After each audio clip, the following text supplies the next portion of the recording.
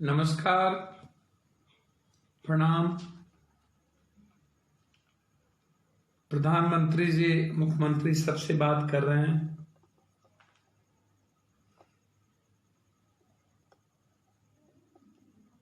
अपने आप को गिरवी तो रख ही चुके हैं मुख्यमंत्री नीतीश कुमार। अब अंतरात्मा उनकी नहीं जगती है। शायद बिहार के 12 करोड़ लोगों को भी गिरवी रखने में इन्होंने कोई कसर नहीं बाकी रखी। बिहार की जनता मान सम्मान के लिए जीती है।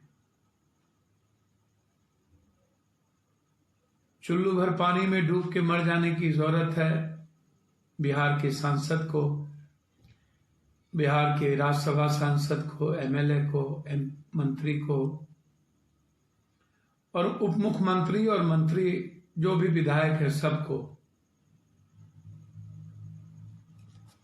बड़ा दुख होता है। आज सबसे अंतिम में प्रधानमंत्री बात करेंगे। हमारी औकात अल्फाबेटिकल भी हम ऊपर में हैं, और यदि राज्य के हिसाब से भी, संख्या के हिसाब से बातचीत होगी तो बड़े राज्यों में हम 2-3 राज्यों में आते हैं। महाराष्ट्र से सबसे पहले बातचीत हुई तो हम उसके नीचे नहीं। चलिए, प्रधानमंत्री जी लॉकडाउन की पीठ थपथपा रहे हैं। जब लॉकडाउन शुरू हुआ था तो 500 के लगभग थी। आज सर्ज होगा, 63,000 संख्या है। आज ही नीतीश कुमार जी और प्रधानमंत्री जी, मैं आपको बहुत दुख भरी खबर दूं। बहुत सारे जगह खाना मांगने पर, बॉर्डरों पर, हरियाणा में, राजस्थान में, गुजरात में मजदूरों की पिटाई हुई। एक गर्भवती महिलाएं साइकिल से गिर के मर गई।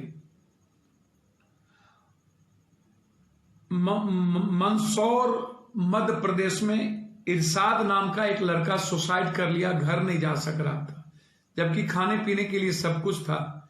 कई दिनों से वो प्रसाद, मुजफ्फरपुर का लड़का था, इरशाद मर गया, सुसाइड कर लिया। प्रधानमंत्री जी, आप देवघर भगवान को मनाने सब जाते हैं, लेकिन 1500-1400 किलोमीटर और लगातार दारू पीने की लाइन में आपने अमीरों को खड़ा किया, वो भी 2 लॉकडाउन के बाद। लेकिन घर जाने के लिए 1500, 2000, 2200 किलोमीटर गरीबों को खड़े करके आप मरने पर मजबूर किया। भूख से परेशान हुए, जीएसटी में खड़े किया, आधार कार्ड में खड़े किया, नोटबंदी में खड़े किया।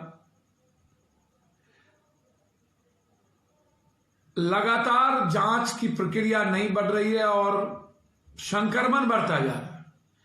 पहले आपने कहा जान है जहान है, अब आप कह रहे हैं जहान है तो जान है। अब आप कह रहे हैं कि 7 दिनों के अंदर यदि कोई फीवर नहीं है तो घर चले जाएंगे।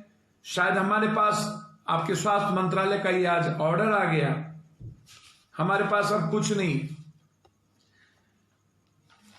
मुख्यमंत्री से बातचीत हो रही है, अपनी पीठ थपथपा रहे हैं हम लोग।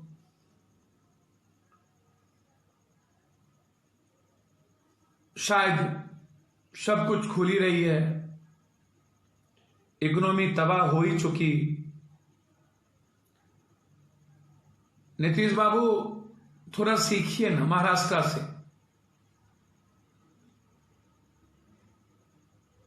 आपके अंतरात्मा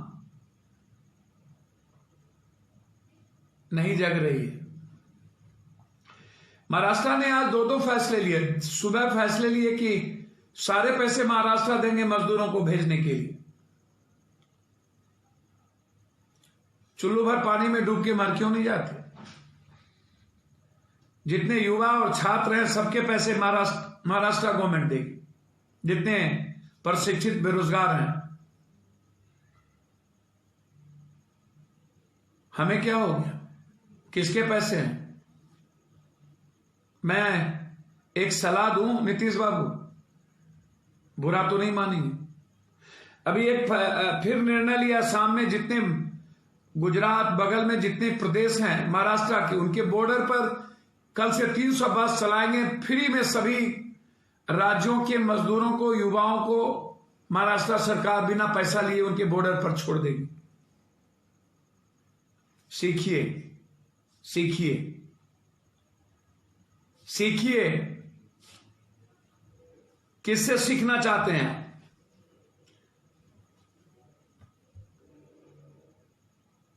आपको गाली गलौज से, आपको मस्ती से फुर्सत नहीं। आप आज इतने दिनों के बाद कुंभकर्ण की नींद आपकी खुलती है और आप अफसरों को कहते हैं कि जरा ग्राम रोजगार की भी सृजन की व्यवस्था करिए और प्रवासी बिहारियों को वापस 7 दिनों के अंदर लाने का प्रयास कीजिए।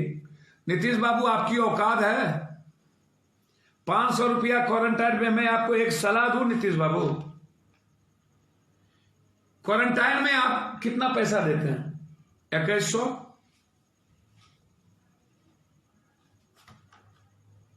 मेरा एक सलाह है आपको, और वो सलाह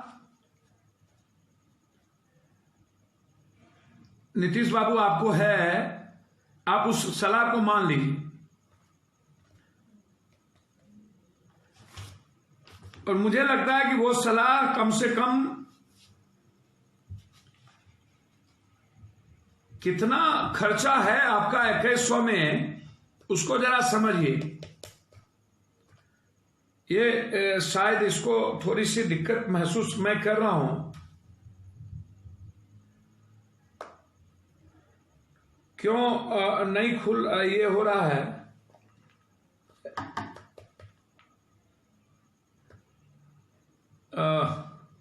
मुझे लगता है कि एक सलाह है मेरी, वो सलाह है कि 12,348 करोड़ रुपया, लगभग 1190 करोड़ रुपया लगभग आप खर्चा कीजिएगा कोरोना मजदूर पर। 14 दिन,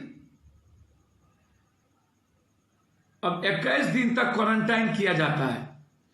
एक व्यक्ति क्वारंटाइन करने पर प्रत्येक व्यक्ति 21,000 रुपया सरकार व्यय करती है। मतलब एक व्यक्ति पर 21 दिन में 44,000 रुपया खर्च करता है। मेरी राय है सरकार मजदूरों को होम क्वारंटीन कर 44,100 रुपया उनके खाते में ट्रांसफर कर दे। ये मेरी सलाह है, आप सब भी इस सलाह को समझिएगा। और स्वास्थ्य मंत्रालय ने भी कह दिया कि जिसको फीवर नहीं है घर पर आप भेज दें। मजदूर 21 दिन में 42 दिन तक घर से बाहर नहीं निकलेंगे। इतना ही नहीं, बिहार से बाहर फंसे प्रवासी बिहारी मजदूरों को भी उनके खाते में 44,100 रुपया ट्रांसफर कर दें। जब आप कहते हैं कि मजदूर जो आ रहा है सबसे ज्यादा संक्रमण की बीमारी वो पैदा कर रहा है, तो वो मजदूर भी बाहर नहीं जाएंगे, आपके बिहार में नहीं जाएंगे। आप 44,000 डाल दीजिए और मैं मना लूंगा। मैं आपसे वादा करता हूं, क्वारंटाइन आदि के नाम पर जो लूट हो रही है, 21 रुपया भी आपके पदाधिकारी खर्चा नहीं कर रहे। 2100 छोड़ दीजिए, 21 रुपया। 1 से 2 आदमी आपके क्वारंटाइन में है। 11,090 1,190 करोड़ रुपया लगभग खर्च होगा मात्र। तो सारे मजदूरों को 44,000 रुपया तो मिल गए 2 महीने के, तो वो आराम से जी भी लेंगे, आपको संक्रमण भी नहीं होगा, क्वारंटाइन की जरूरत भी नहीं पड़ेगी और लूट खसोट से बच भी जाइएगा। मतलब 12,348 करोड़ रुपया लगभग।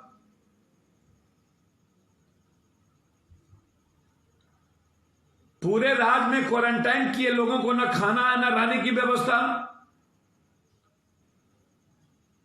न उपयुक्त इंतजाम है।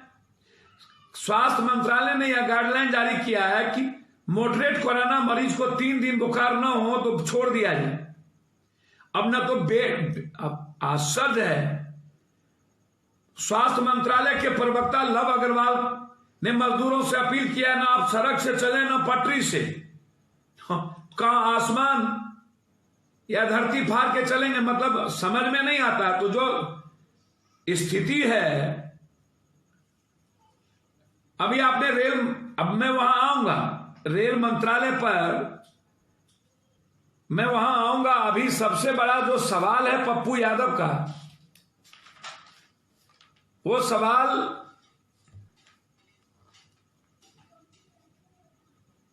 बिहार के एमपी लोगों से है, जो अभी मजे ले रहे हैं दिल्ली में, अब कुछ अपने घर में। आज एक बहुत ही घटक दल के अच्छे मुखिया जी बहुत दिनों के बाद रेल मंत्री से बात किए। वो लगातार कभी ना कभी मामला उठाते रहते हैं। अभी शीत युद्ध चल रही है, कभी बड़े भाई छोटे भाई होते हैं। अभी रामविलास पासवान जी का अनाज को लेकर के भी 14-14 लाख लोगों के पास कुछ नहीं है, लड़ाई चल रही है। मैं नेक सलाह दूंगा कि 15 साल रामविलास नीतीश कुमार जी को हो गया, सुशील मोदी जी भी हो गए, एनडीए अपना नेतृत्व बदल दे। आप चिराग पासवान जी लगातार सवाल उठाते रहे हैं, उनके चाचा कैबिनेट मंत्री भी हैं, स्वास्थ्य मंत्रालय के बारे में भी चर्चा करते रहे हैं। अभी लगातार अनाज के सवाल पर नहीं मिल रहा है बिहारियों को, उस पर भी उठाते रहे हैं। बड़ी गंभीर सवाल उनको बहुत दिनों के बाद याद आया। लॉकडाउन में 50 दिनों के बाद बेचारे पहली बार बोले, मुझे देर आए दुरुस्त आए। इतने दिनों में लगभग जो मजदूर, लाखों लाख करोड़ मजदूर जो स्थिति बुरी हुई, उसमें सबसे बड़ी संख्या अत्यंत पिछड़ा, दलित, गरीब लोग हैं। और दलित, पिछड़े, अत्यंत पिछड़े की हिमायती यही नेता लोग बनते हैं। आज उन्होंने जब मंत्री जी से बातचीत की कि ट्रेन बिहार के लिए दें, तो मंत्री जी ने कहा कि सरकार हमसे मांगती ही नहीं है, ट्रेन हम देना चाहते हैं। अरे मंत्री जी, डबल इंजन की सरकार है। कल आपने एक्स सीएम के कहने पर सिंगल इंजन की सरकार उत्तर प्रदेश के लिए बहुत सारे ट्रेन दे दिए, और एक घटक आपसे कह रहे हैं।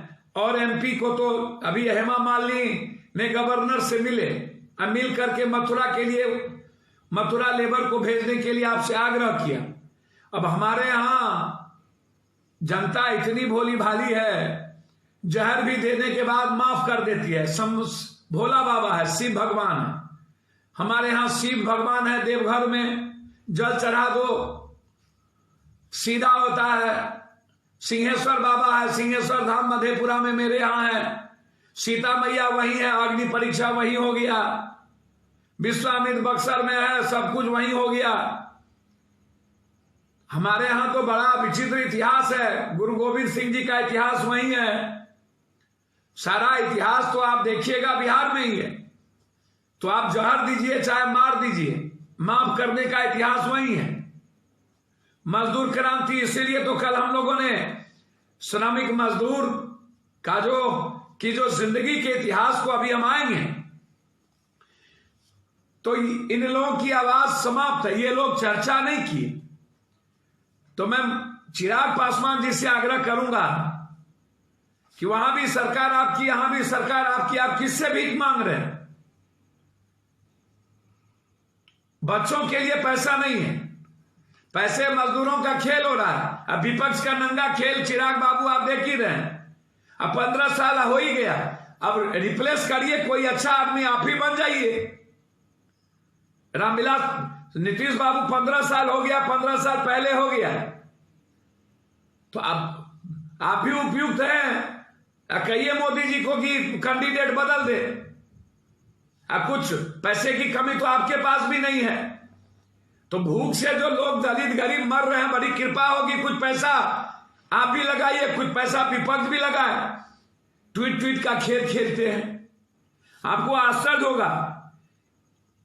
इतनी बड़ी त्रासदगी हो रही है और ये चुरकुट सबको देखिए, ये मुख्यमंत्री का खेल शुरू हो गया। ये देखिए, मुख्यमंत्री मतलब भूख से मर रहा है, विधानसभा में भूख से मर रहा है, गरीब मर रहा है। हाजीपुर का बड़ी बड़ी 10-10 लाख का एडवर्टाइजमेंट अखबार में शुरू हो गया। ये देखिए, सहारा, कोई गोबर। अभी सुशील मोदी जी के बारे में, कनगोजर, इनके बारे में क्या कहूं। सुशील मोदी जी ऐसे समय में राजनीति तो छोड़ दीजिए, अरे आपको तो लोगों ने देख चुका है, आप किसकी बारे में बात करते। 15 सालों में आप जब तय 26 तारीख को इससे लेके अभी तक 1 किलो दाल नहीं पहुंचा सके, पानी में हाफ पैंट पहन के भाग गए, जिस राजेंद्र नगर के लोगों ने 15 साल विपक्ष, 15 साल उप मुख्यमंत्री, अनुकंपा पर, बैसाखी पर जीने वाला नीतीश बाबू और नरेंद्र मोदी और अटल जी और बीजेपी के सहारे लालू यादव का इतिहास था, है, रहेगा। उसके खानदान का इतिहास नहीं रहेगा। सुशील जी, उसके खानदान का सहारा मत लीजिए, वो इतिहास का चैप्टर खत्म हो गया। खानदान लालू यादव का इतिहास है, था, रहेगा। वह एक आवाज थी, इतिहास नहीं मिटता कर्पूरी ठाकुर की तरह। ये राजनीति का वक्त नहीं है। अभी आपको कहना चाहिए कि मैं मजदूरों को कहां से, अब ये मुख्यमंत्री बनने का सपना, अभी सवाल उठता क्या है, सहारा शुरू हो जाते हैं। अब मुझे समझ में नहीं आता है, अभी रोटी चाहिए लोगों को। अरे विपक्ष के लोग, अभी तो सुधरो। अभी लोगों को फोका हो रहा है, लोगों को लाओ, लोगों को खाना पहुंचाओ। लोगों की जिंदगी तबाह हो चुकी है। कभी गए हो? जाओ मालवीय नगर, जाओ सब जगह, मैं धन्यवाद दूंगा। जो जो लोग लाखों लाख रुपया मदद किए हैं हमें, जिसके बदौलत खाना पहुंच रही है, पैसे पहुंच रहे हैं। कोई अकाउंट नंबर है जिससे तुमने 2-4 लाख रुपया मदद की हो? फूल का माला किसको? क्वारंटाइन जगह पर। अरे क्वारंटाइन में आर्मी कैट है, भूखे प्यासे पैदल जा रहा है, ना मंदिर खुला, ना मस्जिद, ना गुरुद्वारा, ना फूल का माला है, ना माली है। कौन देगा पैसा फूल के माला के लिए?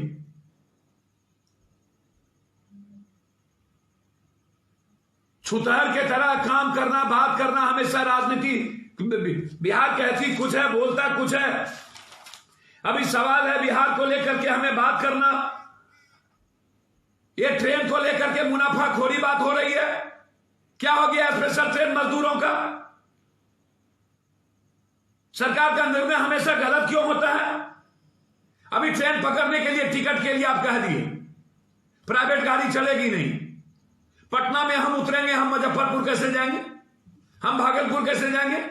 आप कागज दोगे नहीं, हम आएंगे कैसे? और जिसके पास प्राइवेट गाड़ी नहीं है वो दिल्ली स्टेशन कैसे जाएगा? आपको गाड़ी चल नहीं रही है। मतलब मुझे समझ में नहीं आता कि कोई प्रॉपर गाड़ी नहीं है, प्राइवेट गाड़ी के पास नहीं है, सरकार ने कोई पॉलिसी नहीं ली, नीतीश कुमार ने कोई पास से अलाउ नहीं किया, कोई बस नहीं चलाया। कौन वाहन से हम जाएंगे मुजफ्फरपुर, उतरेंगे कैसे? कौन वाहन करेगा? अब ये सारा सवाल, ये कौन अप्रोच करेगा? अब ये जो सारा सवाल है नीतीश बाबू, इस पर चर्चा करने की आवश्यकता है। अब हम इस पर चर्चा करते नहीं हैं। एक तरफ आप कहते हैं कि एक भी पॉजिटिव केस यदि एसी रूम में बैठ गया तो सबको कोरोना हो जाएगा। आपने पूरा एसी कर दिया। कितने पैसे लगेंगे? आपने पहले कहा कि मजदूरों का पैसा देंगे दिल्ली और ये, अब आपने बड़ी चालाकी से आपने ट्रेन चला दी। अब खाने के लिए पैसा नहीं है मजदूरों के लिए, ये हमको कह रहे हैं फूल चढ़ाओ, माला गिराओ। जरा समझिएगा इन लोगों की राजनीति। 50 दिनों तक इन लोगों ने किसी से बात नहीं की। चर्चा सुनिएगा, कितनी गंदी खेल खेलते हैं ये। सूरज का धूप नहीं लगा, आईसीएमआर की कहती है कि सलाह नहीं लिया पैसेंजर ट्रेन चलाने की। अब केंद्र सरकार और रेल मंत्रालय लगता है कि पूरा का पूरा पेंडुलम में है। कोरोना काल में एसी ट्रेन का मतलब यात्रियों से राजधानी का किराया, एसी ट्रेन कोरोना संक्रमण और तेज करेगा। माना जा रहा है कि संक्रमित और तेज हो सकते हैं, और वहीं मजदूर या आम आदमी से मुनाफा के लिए। अरे यार, आप सिर्फ समस्या का समाधान कीजिएगा ना केंद्र सरकार जी, सुविधा दीजिएगा ना आम लोगों को, कि सिर्फ आप अपने मुनाफा की बात करिएगा हमेशा। कोई सही गाइडलाइन नहीं। जब देखिए मुनाफा, जिधर देखिए मुनाफा। बाबा साहब आंबेडकर ने इसीलिए बेहतर संविधान बनाया था। गांधी या नेहरू जी ने एक बेहतर राष्ट्र की कल्पना की थी। आज भी हम 2 तरह के भारत, दुनिया में सबसे गैप वाले भारत में 50% संपत्ति पर 1% लोगों का अधिपत्य। बाबा साहब आंबेडकर ने इक्वल कॉमन न्याय की बात की थी। हम तो मालदीव से आप नौसेना से सबको लाइए, जहाज भर कर लाइए, फ्री में लाइए, लेकिन लाखों मजदूरों पर लाठी बरसाइए। खाने के लिए आपके पास पैसे नहीं होंगे। कार्ल मार्क्स ने 175 साल पहले लिखा, श्रमिक जिसका निर्माण करता हुआ वस्तु जितनी विशाल या ताकतवर होती है, श्रमिक का बल उसी अनुपात में घटता चला जाता है। अगर रेल की पटरियों पर मरने वाला यह श्रमिक राष्ट्र निर्माता है और यह राष्ट्र लगातार शक्तिमान होता गया तो ये उतने ही निर्बल होते चले गए। यह कथन कम से कम भारत के संदर्भ में बिल्कुल सटीक बैठता है। सोचिएगा, 16 मजदूर जो मरे और जिस पर लाठी चल रही है। आज जिस तरीके से राजनीतिक और आर्थिक असमानता हमारे समाज में गिरा हुआ, 100% नहीं से 90% जिम्मेदारी सरकार की है। देश में बढ़ती आर्थिक विषमता खत्म होता आजादी का मकसद। हमेशा याद रखिएगा, 51% हिस्से पर 1% लोगों का कब्जा। 2 फ्रेंच अर्थशास्त्री लुकास चांसल और थॉमस पिकेटी का शुक्रगुजार होना चाहिए हम हमारे देशवासियों को। उपलब्ध आयकर के आंकड़ों पर गहन शोध कर विस्तार से बताया, भारत में आय असमानता ब्रिटिश गुलामी से भी ज्यादा हो गई है। इन दोनों अर्थशास्त्रियों ने अपने शोध पत्र में बताया कि 1930 के दशक के अंत में भारत की 21% आय पर 1% धनाढ्य लोगों का कब्जा था। 80 के दशक में शुरुआत में यह हिस्सा घटकर 6% हो गया। 6% हिस्से पर अधिपत रह गया, पर धनाढ्य की कुल राष्ट्रीय आय में हिस्सेदारी बढ़कर 22% अब हो गई। इतनी आर्थिक विषमता अमेरिका, ब्रिटेन, चीन या अन्य यूरोपीय देश में नहीं है। प्रधानमंत्री जवाहरलाल नेहरू इस आय विषमता के सामाजिक और आर्थिक कुप्रभावों को लेकर काफी सतर्क थे। इसलिए उन्होंने विकास का ऐसा मॉडल चुना कि देश के उत्पादन बढ़े, आय बढ़े और संपदा निर्माण हो, लेकिन वह चुनिंदा हाथ में सिमट कर न रह जाए। 18 जनवरी 1948 को ऑल इंडिया रेडियो पर अपने प्रसारित भाषण में उन्होंने कहा था कि एक भूखे इंसान के लिए या एक बहुत गरीब मुल्क के लिए आजादी का कोई मतलब नहीं रह जाता। इसलिए हमें उत्पादन बढ़ाना चाहिए जिसमें हमारे पास काफी दौलत हो जाए और मुनासिब आर्थिक योजना से हम उसका ऐसा वितरण करें कि वह करोड़ों लोग, खासकर आम लोगों तक पहुंच सके। तमाम अध्ययन जिसमें देश आय और संपदा वितरण की गहरी खाई का पता चलता है। नेशनल सैंपल सर्वे कार्यालय संग्रहित आंकड़ों का अध्ययन एक रिपोर्ट आई, 28% पर 1% लोगों का अधिकार। इसी तरीके से आप हमेशा भूल नहीं सकते संविधान निर्माता बाबा साहब आंबेडकर का वो न्याय, वो बराबरी का सम्मान, आज वो हमेशा खलता है। ये हालात कोरोना वायरस ने हमें परेशान कर दिया। इसीलिए जिस तरीके से आज आप मुख्यमंत्री से बात कर रहे हैं, मैं अपील करूंगा सारे मुख्यमंत्रियों से आज कि आप मजदूर कानून को किसी भी कीमत पर खत्म ना करें। आप जो दो ताकत है हमारी, तीन ताकत, एक पहली ताकत है मजदूर, दूसरी ताकत है किसान, तीसरी ताकत है हमारी युवा। ये जो तीन ताकत है हमारी, इस तीन ताकत में नहीं किया कि हम 31 मई तक किसानों के खेत में बीज और अनाज पहुंचेगा कि नहीं। दूसरी तरफ गांव में आप मजदूरों और बेरोजगार युवाओं को रोजगार देने की व्यवस्था कर रहे हैं कि नहीं। तीसरी तरफ जो सबसे बुरी स्थिति है खाद्यान्न की, क्या आप भूखे को 15,000 रुपया उसकी इकोनॉमी में, जो मैंने आज एक सलाह दी, क्या आप उस पर अमल करेंगे कि नहीं। चौथी तरफ जो हालात लगातार बढ़ रहे हैं, क्या संक्रमण की बीमारी जो बढ़ रही है, इस पर जांच करके क्या अधिक से अधिक आईसीयू वेंटिलेटर, सिर्फ एक परिवार को 4 मास्क देने की बात कर दिए। नीतीश बाबू, जांच का क्या होगा, किट्स का क्या होगा, आईसीयू बेड का क्या होगा, इसका जरा सोचिएगा। और मेरी विनती है नीतीश बाबू, प्लीज क्वारंटाइन के जगह अनस्टेट से सीखिए और 21 दिन के डर और खौफ को खत्म करिए। श्रमिक कानून को आप जो खत्म कर दिए हैं 3 स्टेट में, उसको वापस करिए। और जिस तरीके से श्रमिक पर आपने हमला किया